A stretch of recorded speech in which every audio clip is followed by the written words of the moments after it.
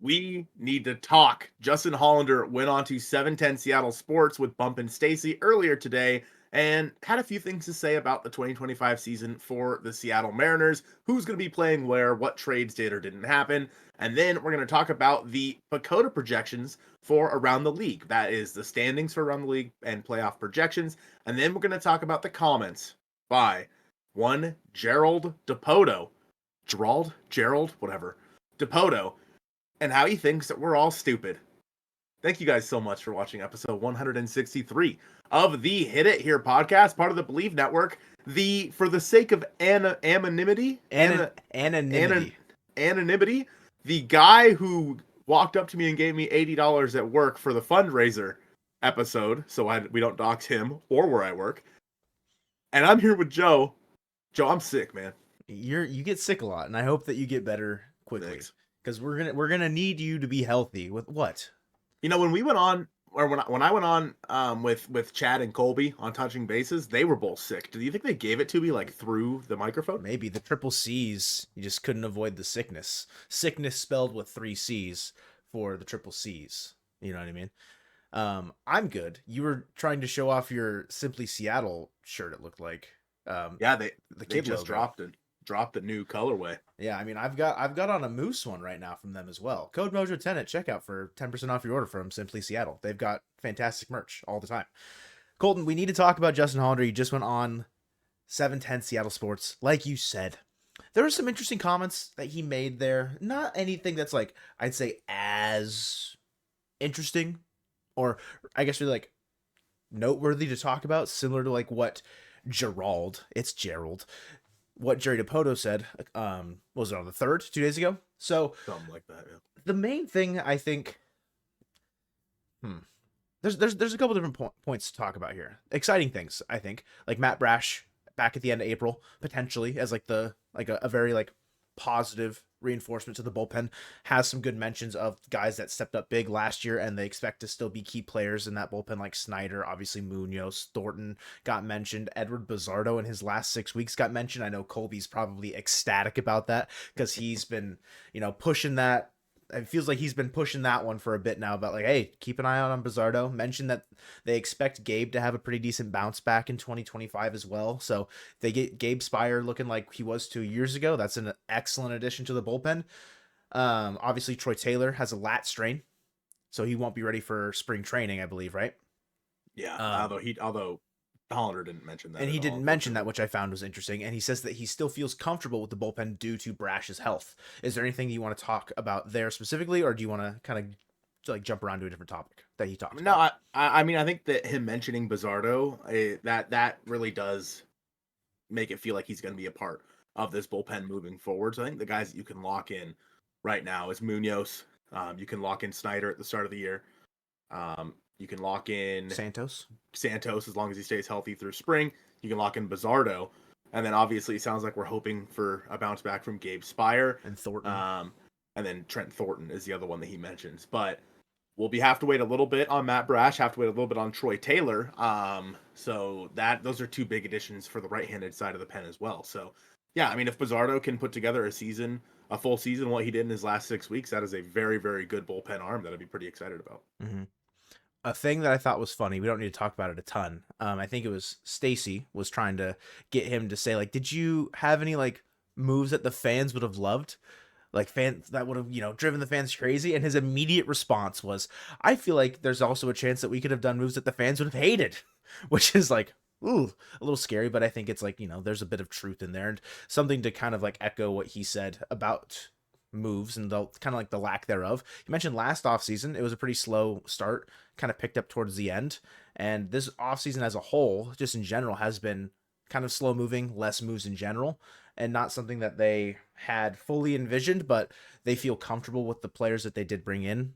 A lot of championing for Donovan Solano in his conversation, how he fits in with Luke Raley at first base as a more guy that hits lefties really well and plays a bit more of a contact style game as far as an offensive player compared to Luke Raley. Obviously, he mashes righties and hits for a ton of power, but also not making moves just for the sake of making moves, which is something that you talk about a lot. I think not making like big reactionary moves, but also like a term that, or like a phrase that he said, like, not just to shake the snow globe, to see stuff move. And nothing really over this offseason as far as trade wise got to like the 1 yard line. He mentions that a couple things got over midfield, which I'd assume is probably like Tristan Cassis, that whole conversation with the Red Sox, maybe even stuff with Nico Horner. But it seems like for the first time in a while, this regime didn't get like, their just desserts as far as like a trade is concerned. Like, just nothing materialized as much as they wanted to. which I think we've heard kind of throughout the offseason. So I don't want to say that's a good thing. I don't want to give them like, the benefit of the doubt on that. But from what we've heard throughout, all the offseason is that asking prices on guys were astronomical. And it's like, especially if you're trying to trade prospects, which we know only a few teams are willing to trade prospects as it is. But or trade for prospects, sorry. But like what it would take for you, I mean, Alec Bohm. They were trying to get freaking Logan Gilbert for Alec Bohm. Yeah. Like obviously the Phillies are just stupid in that regard. That would never happen.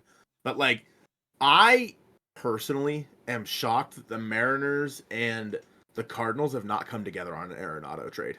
That is the one that feels like the most obvious to me right now. I feel like as if they can make the money work, then he's a good fit, and the Cardinals are a team that might be willing to take back some of the players the Mariners have to offer. So that one shocks me a little bit that he didn't like. That's one that we haven't heard a whole lot about. And when it comes to deals not getting to the 1 yard line, I think in terms of trades, that's probably true. I would say in terms of free agency, Carlos Santana was on the 1 yard line. Fair. Like he was like first and goal. Mm-hmm. And yeah, or first and inches or whatever, and it was and it just didn't happen. It didn't work out for them. So yeah, interesting kind of to talk about the offseason. Him saying that not making moves just for the sake of moves, I think is a sound logic. Mm-hmm. However, when you have the offense that you had last year, and he mentions in the article as well, we played terrible offensively as a group for the first 4 months. That's true, and the team was great during that first, obviously the 10-game lead. Over the last 2 months of the season, we played much better offense, but we need to score more runs this year. That's true. That's a good point. Wow. Glad he went to college for that. Our conversations with Dan and Edgar is on night-to-night consistency, reference small ball, but we need more pressure on other teams offensively. Yeah. And that is, I think, the big thing for this team is there was no consistency last year. And whether that be, because guys were getting hurt, or obviously Polo had the bum knee. I think that the guys they have this year, Polanco, Garver, JP, guys that are looking for bounce backs, they're all pretty good candidates for bounce backs. Like they've done it their entire career. So I don't foresee a reason why it wouldn't work out again here. But yeah, overall, I think that him talking about the trades that they didn't make this offseason, it's nothing we didn't already know. Yeah. But I guess it just gave more clarity. And like a lot of what he said in this like 15-minute segment, I don't want to call it like regurgitated information, but it's kind of regurgitated conversations. Like a lot of things that we have talked about, or not necessarily just we, but like people in Mariners spaces. I know Lyle and TJ have been like talking pretty extensively about how good the Mariners are at home. And then I brought it up on the last podcast, like the 4th best record at home in baseball, and talking about like average to good hitters will struggle more than good to great hitters. And that's a point that Lyle and TJ made on Marine Layer. And in this little bit, they kind of asked like, how is the park a factor for the roster that you guys are constructing, Justin? And he's like, yeah, the park should definitely play into our favor. Like we should be able to use that to our advantage playing 81 games there. And it's not that they haven't done that. It's just about being better, being more consistent night to night, and finishing games. And I think that's a big thing to kind of like point to, is like scoring more runs consistently, not having like big blow up games where you score like 15 and then you don't score another one for the next 2. Like that can be a big problem for the team. Like it's something that, I mean, every single time they score like 12 runs, I'll text my dad and be like, oh, should have saved some for the next night, huh? They used them all in one day. So it's just like, it's interesting to like hear him speak so candidly about how terrible the team was for the first 4 months, but also speak so positively about guys that are being brought back that did perform pretty poorly, like Jorge Polanco. Like he wasn't great. Obviously, we know about the bum knee. He mentions him like being like the everyday third baseman. He did talk about Ben Williamson as like the only other guy at third that like is outside of the realm of like utility guys on the major league roster. Like obviously Dylan Moore, Leo Rivas is mentioned, but Williamson, Going to see a lot of him at third in spring. Obviously, they love his glove, need the bat to develop, and they're going to start him likely in Tacoma, like pretty much just guaranteed Tacoma, which I find a little bit interesting. I think maybe I just would have expected another like maybe month or two in Arkansas, but going straight to Tacoma, we'll see if the bat does play up there. And obviously, Rainier, like, it's just Cheney Stadium's just a hitter's paradise essentially. So that's something that is interesting, but like how much will that affect what they do? Like talking about like Arenado, like if they trade for Arenado, Williamson, he's not going to see the bigs this year. But like if Polo struggles, what other option do they really feel like they have other than maybe an in-season trade? Yeah, and whether that be moving Dylan Moore to third and calling up Cole Young as well is an Mm-hmm. option. I think that one thing that Hollander mentioned quite a bit in this was versatility, and the Mariners do have contingencies if guys suck or if they get hurt. Like he mentioned that Solano can go play third, maybe not well, but he can go play third. Dylan Moore can go play third. It sounds like Leo Rivas is going to be on this roster more than likely, as long as he doesn't suck during spring training. Yeah, like no mention of Austin Shenton in this at all. At all, which was strange. Yeah. I feel like Shenton's a guy who, after bringing Polo back, Shenton doesn't really have a spot because he's a lefty. Polo, obviously, left-handed guy. Well, he's a switch hitter, but left-handed his better side, like offensively. Yeah, and so saying that we can move all these guys around if we have to, and then he did mention as guys of the minors start to be ready to come up to the big leagues, whether that be Williamson or Cole Young, which sound like they'll be the two closest next year. So yeah, I think that when he's talking about roster construction and the way the roster is built for playing at T-Mobile Park, it's probably pretty solid. Like you have Dylan Moore, a Gold Glove winner over there at second base. Luke Raley and Solano sounds like they're going to share a lot of time at first base, more in a platoon role. It sounds like. J.P. Crawford, former Gold Glove winner as well, and Jorge Polanco. They think he'll be better defensively over there at third base. And then you have two Gold Glove caliber outfielders in Julio and Victor, along with obviously the Platinum Glove winner in Cal. So when your team is built on pitching and defense in a ballpark that is suitable for that, it makes sense. Now, the Mariners could have gone out there and got more offense in the process. Like, you could get a better defender and better offensive player if you get Nolan Arenado. Just saying. And he mentioned that going into spring training, I mean, pitchers and catchers report in like 5 days. It's actually, I think, 7 days, but whatever. Sure. They report in a week, and he mentioned that this is probably the team they're going in with. Like, they are leaving the phones on in case there is a call to be made, and obviously things could happen, right? You could see Alex Bregman sign with the Cubs and Nico Horner becomes available or what have you. And then obviously things change there. But overall, he expects this to be the team they go into spring training with, but he did not rule out the possibility that things happen, February, March. And then he said April, May, June. It's like, okay, just things can happen in every month. Yeah. For the rest of time. Yeah. But the Mariners are going to be keeping their ears and eyes open to the possibility of adding to this team to make it better, and I think that that's probably the right thing to do in spring training.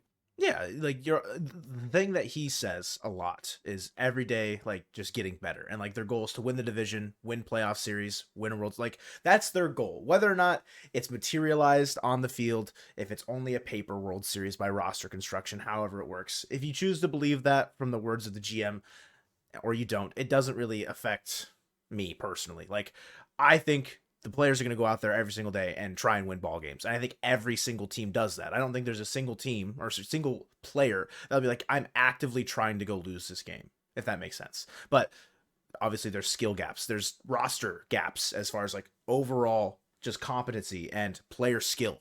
The Dodgers are a much better roster than the Seattle Mariners. Will they be that much better in 2025? Well, Pecota has the Dodgers at 104 wins. Okay, 104, the only team by Pecota to have over 100 projected wins, according to Baseball Prospectus.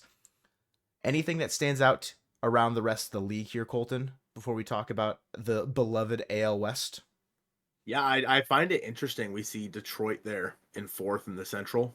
Not a believer. 0.3 wins, and it's like, really? Like, I don't know why Minnesota's at the top. I don't either. I mean, they signed Harrison Bader today. Woo-hoo! But, I don't know. Why is Minnesota up there, but then Detroit is fourth at 79 wins? I don't really understand that. Cincinnati being at the bottom in the NL Central also is surprising to me. Mm-hmm. I think they're a little bit better of a team than that. And honestly, I'd be shocked if they're not better than both St. Louis and Pittsburgh next year. Especially with Terry Francona. Like, I get it, Hmm. first year in Cincinnati, but like Francona is a winner. Like, he Hmm. goes to clubs and gets the most out of players like pretty regularly.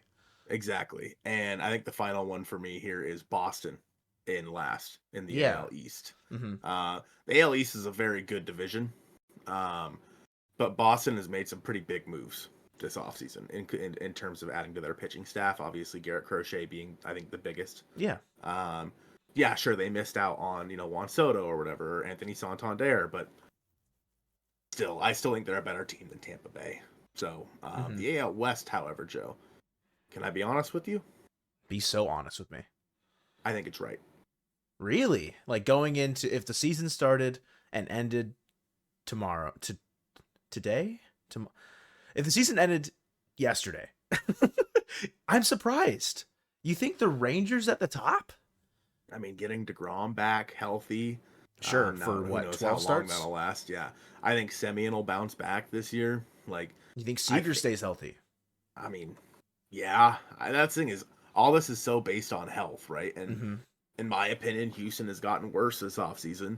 Um, in my opinion, Seattle hasn't gotten any better. And then you look at Texas, and they've added to their bullpen. Mm-hmm. They'll be getting DeGrom back. Like, I don't know. I think that Texas is a pretty solid ball club. Okay. I, I I don't necessarily like disagree that I think the top three are right.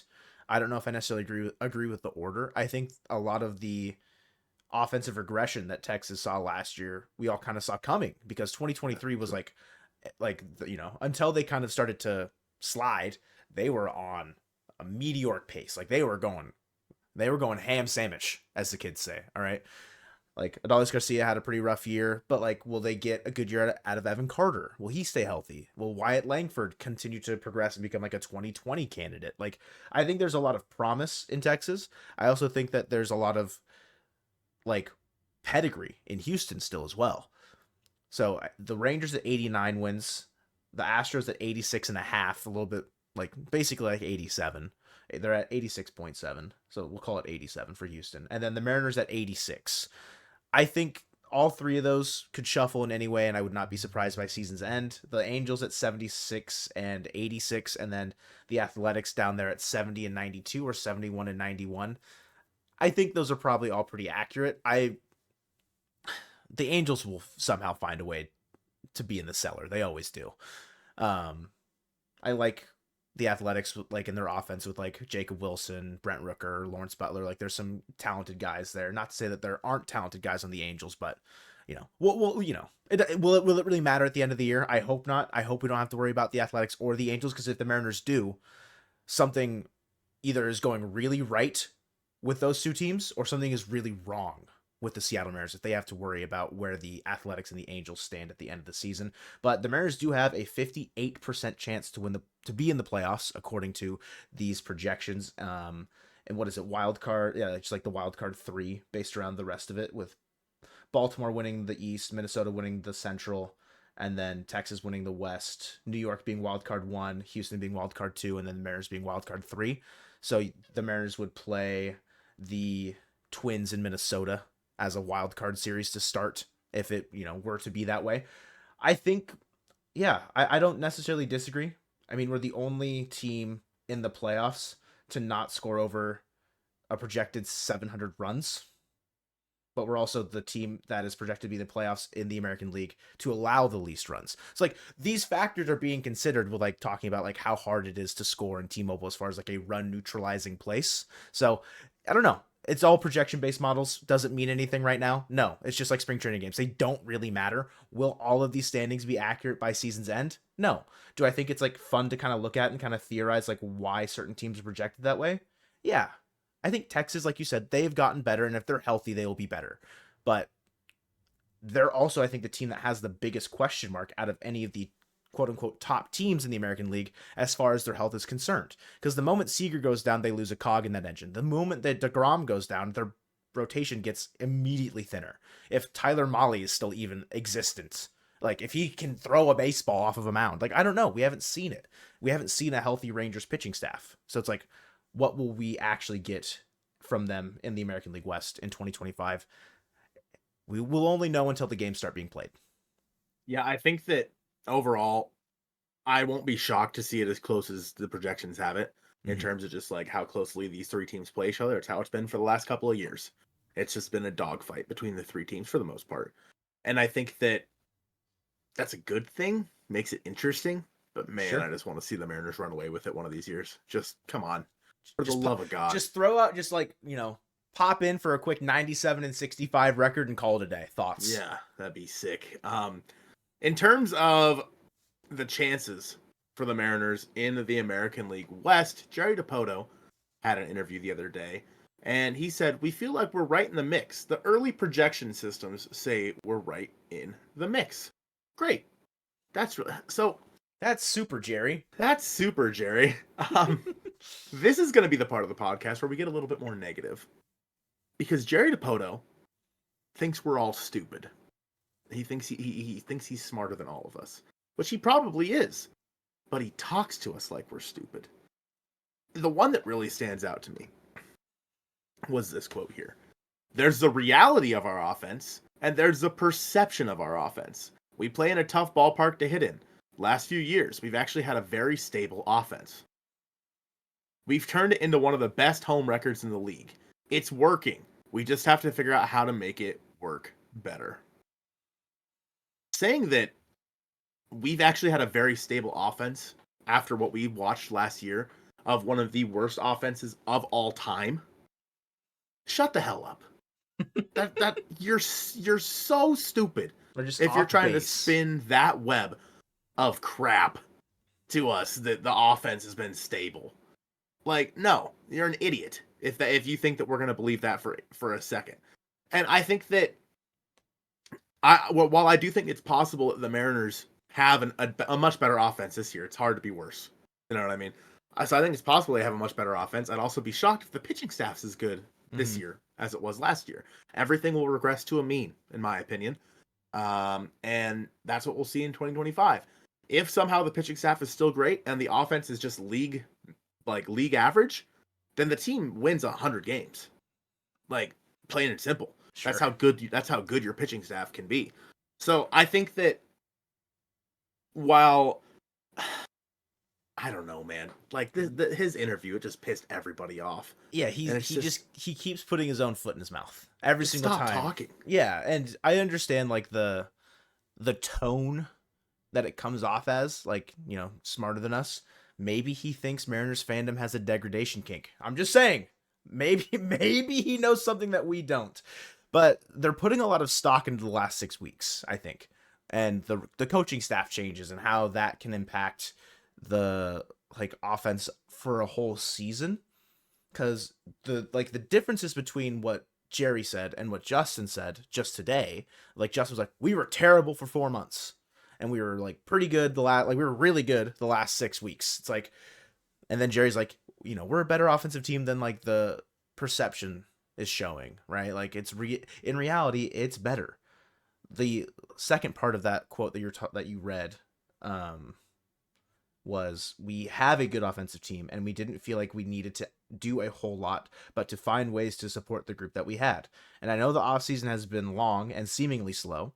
We feel, and I said this at season's end, so again, fresh off those 6 weeks, we do feel like we made a lot of progress, and then parentheses, late, close parentheses, last year. So like, they're putting a lot of stock into the Dan and Edgar regime and post trade deadline Seattle Mariners offense. And it helps when you get Julio Rodriguez going nuclear, even with a sprained ankle. It helps when Cal Raleigh's hitting 30 homers and driving in over 100 RBI. It's helpful when Justin Turner comes over at age 40 and puts up a 130 WRC plus. It's helpful that Randy Arozarena had a much better post-trade deadline, or much better second half, whatever. He was better with Seattle than he was with Tampa Bay. But the offense was just better in general. Is that a product of the coaching staff changes? It very well could be. Could it be just that, like, once the engine kind of got going, aka Julio Rodriguez, the team started playing better too? Like, once he goes, the Mariners go. And that's like as about as simple as it gets offensively with this team, at least for the last couple of years. Because when he's not playing well, they're losing more consistently. And that's just the fact of the matter. You need your superstars. You need your stars to play like stars. And will they get that out of them in 2025? Jerry Dipoto feels like they've made a lot of progress with it. But it's just the way he speaks. It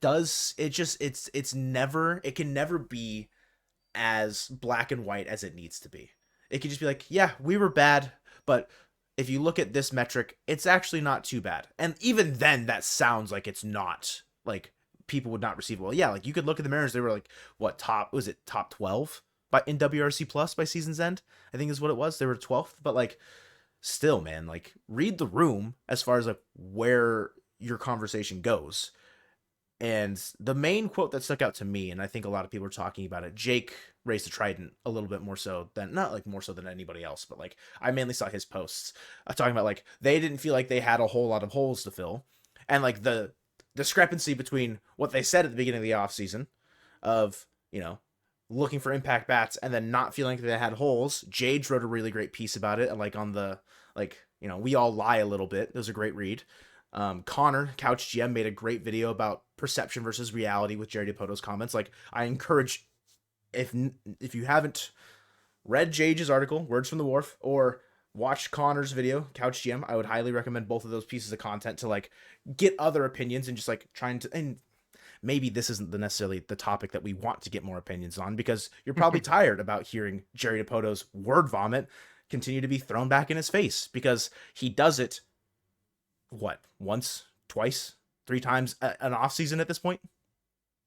It's gotten better because he just isn't talking as much, but like, it's just the fit, there's one thing every year. New Jerry meme dropped, and this was it. Yeah, it's gotten stale, man. Like, it's the same thing that we've heard for years now. And that's the problem. Like, this is why, like, again, I've always been a Dipoto defender for the past, couple of seasons, but ever since 2022 and then failing to capitalize on the team in 2023, it just has become a lot harder to back this guy. And one thing that I think that I've talked about a lot is just be honest with us. Don't say that we didn't have many holes to fill, blah, blah, blah, and we feel good about our offense. That's just not true. The Mariners were out trying to make major additions to the offense. We heard about them talking about Nico Horner and Tristan Cassis. Those are obvious upgrades to this team.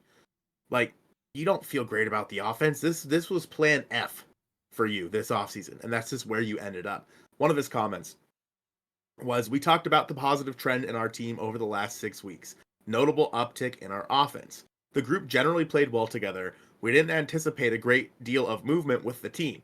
It played out to be spot on, to the dismay of a few.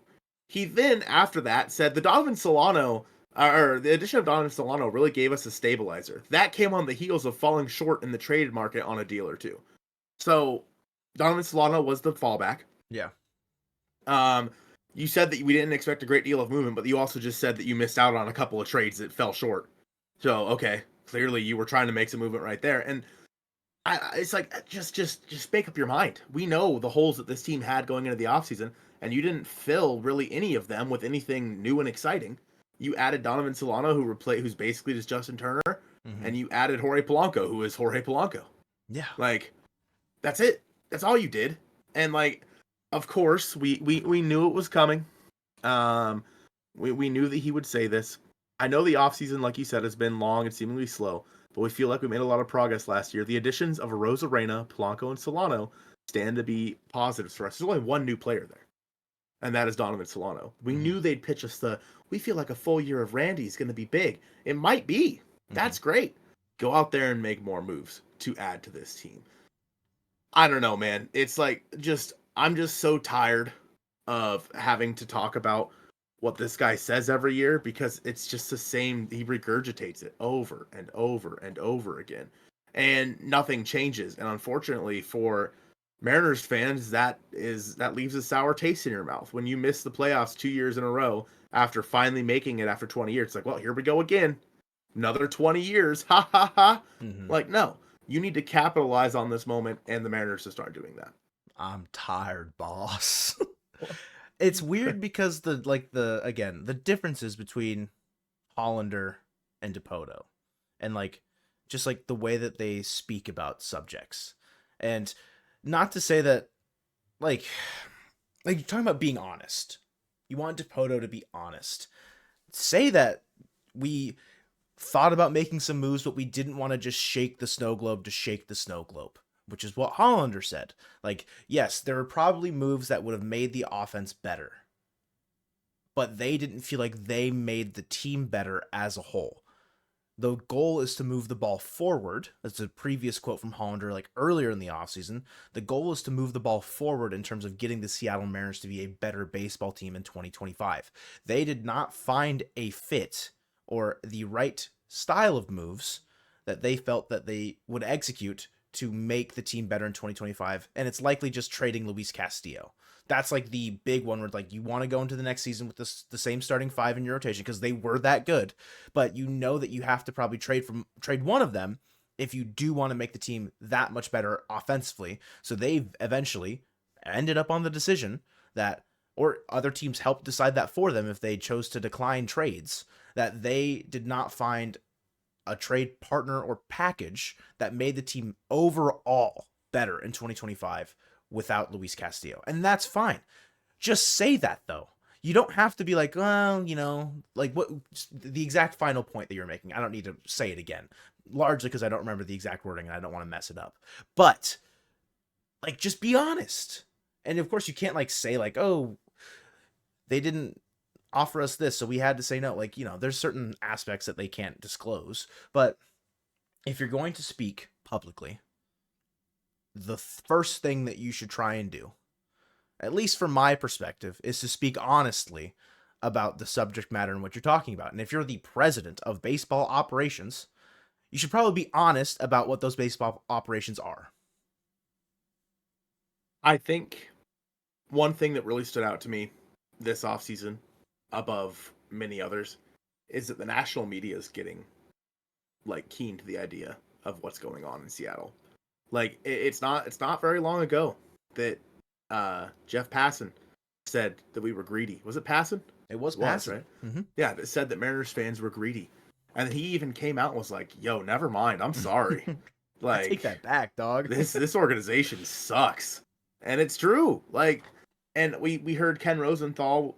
He was talking to AJ Przinsky on Foul Territory, everyone's favorite, whatever that thing is, and basically just yeah, the fans are pissed, and they have every right to be, because we have been told time and time again that things are going to change, and it has not once changed.